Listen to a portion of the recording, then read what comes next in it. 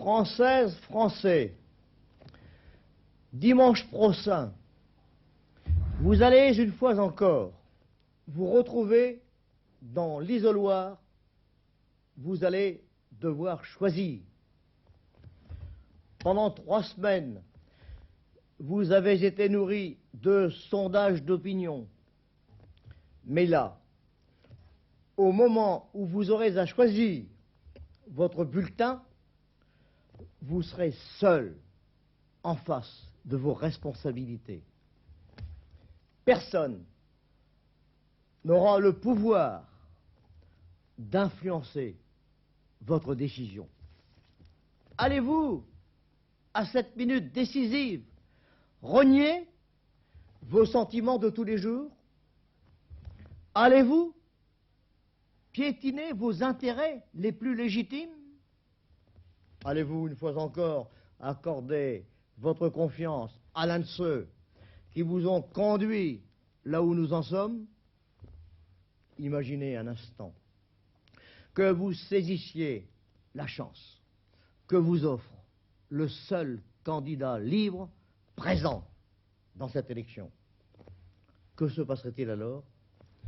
Je constituerai un gouvernement d'hommes et de femmes compétents, choisis dans le Parlement, mais aussi dans les organisations socio-professionnelles.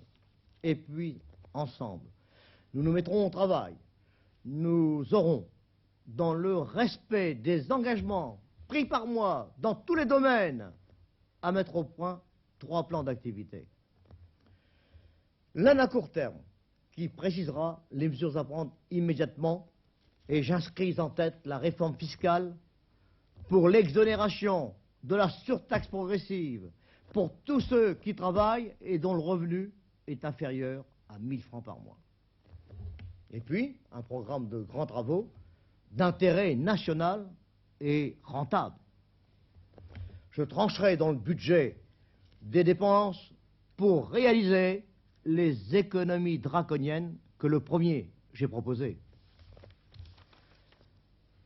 Ensuite, nous établirons un plan à moyen terme qui précisera les réformes qui devront être accomplies pendant la durée de mon mandat, et j'y fais figurer en première place le sauvetage de notre agriculture en péril.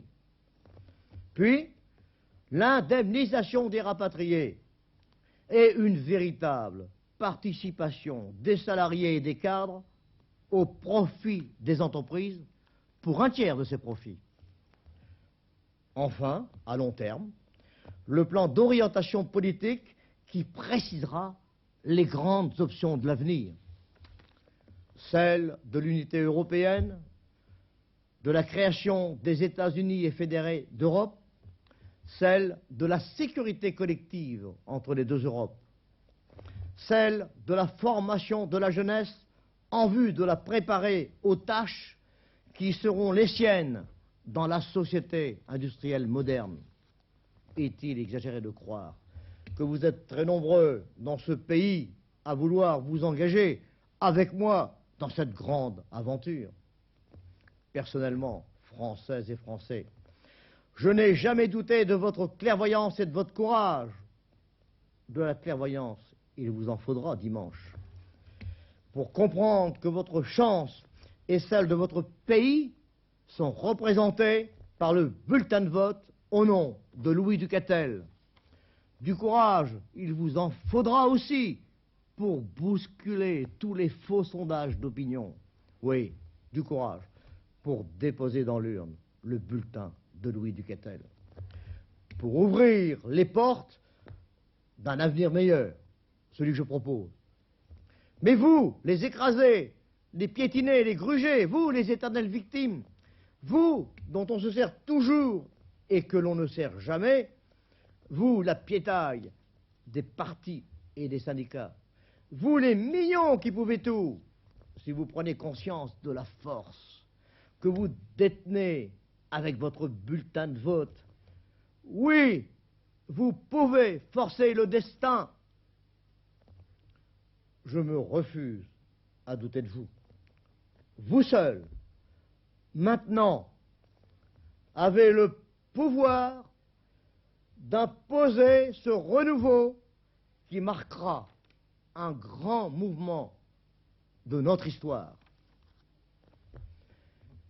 L'élection de Louis Duquestel, ce sera votre revanche contre tous ceux qui vous ont toujours menti et qui ne pourront rien faire pour vous s'ils sont élus.